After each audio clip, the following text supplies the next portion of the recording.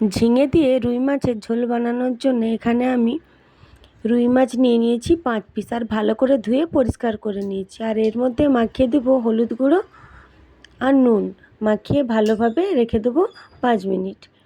আর এখানে আমি ঝিঙে নিয়ে নিয়েছি 2টো, আর 2টো আলু নিয়ে নিয়েছি। আর ঝিঙেগুলো আমি এরকম ভালোভাবে খোসা ছাড়িয়ে একে আমি টুকরো টুকরো করে কেটে নেব। ঝিঙেগুলো আমার ছাড়ানো হয়ে গেছে। এরপর আমি একটা ছুরি দিয়ে কেটে নেব। আমি এরকম দুখাদি করে কেটে নিয়েছি। আপনাদের যদি বড় সাইজ হয় তো আপনারা আপনাদের পছন্দ মতো কেটে নেবেন। আলুগুলোকেও আমি ঠিক একইভাবে এরকম করে কেটে নিয়েছি।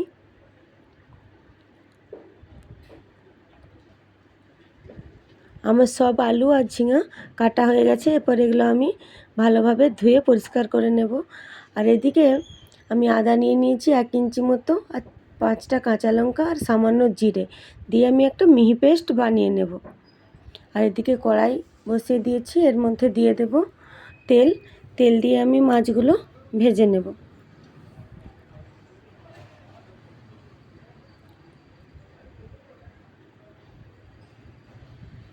মাছগুলো আমার এক সাইড হয়ে গেছে, ও আরেক সাইড উল্টে দেব।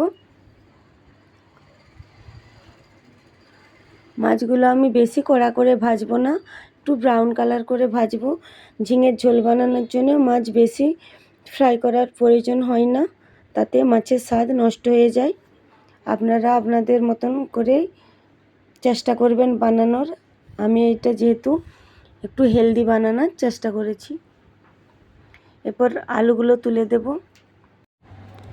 মাছের তেলেই আমি আলুগুলো ভেজে নেব। আর আলুগুলো অল্প ভাজা হয়ে গেছে, এর মধ্যে দিয়ে দেব ঝিঙেগুলোও আমার অল্প ভাজা হয়ে গেছে। এরপর এগুলো সাইড করে দেব।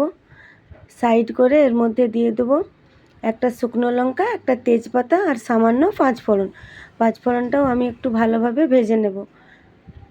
ভাজা হয়ে গেলে এর মধ্যে দিয়ে দেব যে পেস্টটা আমি বানিয়ে রেখেছিলাম, কাঁচা লঙ্কা, জিরে আর আদা দিয়ে ভালোভাবে আমি এটা কষিয়ে নেব।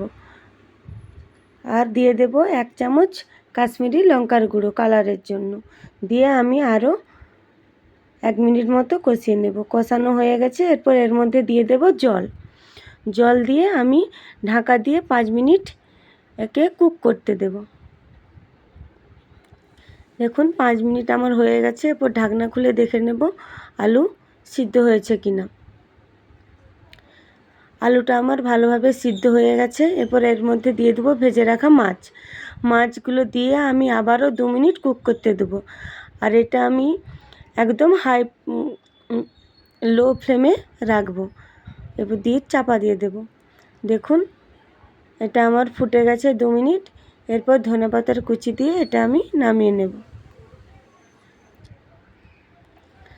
আমার ঝিঙে দিয়ে মাছের ঝোলটা রেডি হয়ে গেছে। আর আপনাদের যদি রেসিপিটা ভালো লেগে থাকেন তাহলে অবশ্যই একটা লাইক, কমেন্ট ও শেয়ার করে দেবেন।